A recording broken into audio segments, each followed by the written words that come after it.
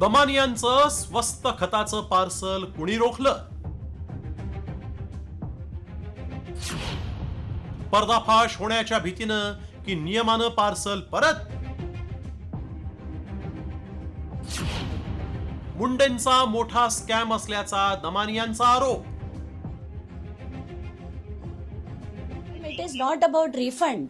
मुझे रिफंड नहीं चाहिए, मुझे वो प्रोडक्ट्स चाहिए थे और किसी वजह से चाहिए थे.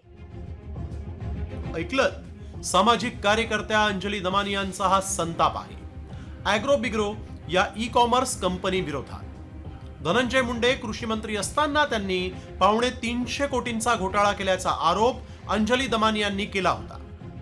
एवढंच नाही तर मुंडेंचा पर्दाफाश करण्यासाठी nano urea, nano DAP spare पंपाची ऑनलाईन ऑर्डर दमानियांनी दिली होती. मात्र ऑर्डर मिळण्याच्या अवघ्या काही मिनिटं आधी ही ऑर्डर कंपनीनं परत घेतली. मोठ्या स्कॅमचा पर्दाफाश होणार असल्यामुळे ही ऑर्डर थांबवल्याचा आरोप करत दमानियांनी धनंजय मुंडेंवरच निशाणा साधलाय. प्रत्येक गोष्ट ही ऑनलाईन वेबसाईट्सवर विकत मिळते. नॅनो युरिया 92 रुपयाला मिळतंय, नॅनो डीएपी 269 रुपयाला मिळतंय. त्याच्यानंतर मला असं वाटलं की आपण हे विकत घ्यावे, म्हणून मी ते रात्री त्याची ऑर्डर प्लेस करून या ॲग्री बेगरी नावाच्या वेबसाईटवरनं ते विकत घेतले. काल ते 12 वाजता दुपारी माझ्या घरी पोहोचणार होतं.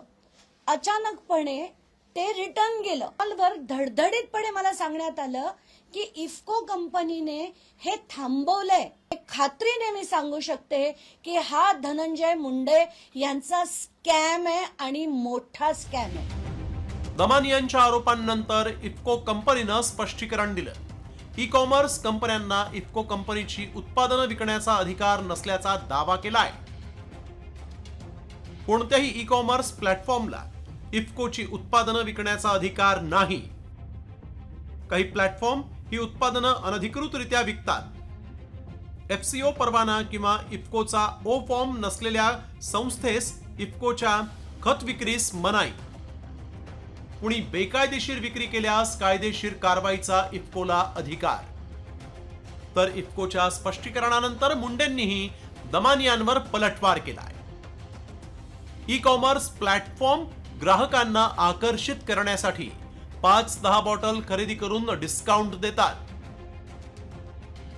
संबंधित कंपन्यांना इफ्को कडून नोटिसा. दमानियांनी सांगितलेल्या ॲग्री बिग्री या कंपनीनं वादात येण्यापेक्षा उत्पादनांची ऑनलाईन विक्री बंद केली. कोणत्याही व्यक्तीच्या सांगण्यावरून अशी विक्री बंद होत नसते हे आरोप करणाऱ्यांनी लक्षात घ्यावं. अर्धवट ज्ञान धोक्याचं असतं, ते चांगल्या माणसाला तोंडावर पाडतं. अंजली दमानियांच्या दारातून परत गेलेल्या स्वस्त खताचं पार्सल हे मुंडेंच्या सांगण्यावरून परत गेलं की इफ्को कडून होणाऱ्या कारवाईच्या भीतीनं हे पाहणं महत्वाचं ठरणार आहे. ब्युरो रिपोर्ट, साम टीव्ही न्यूज.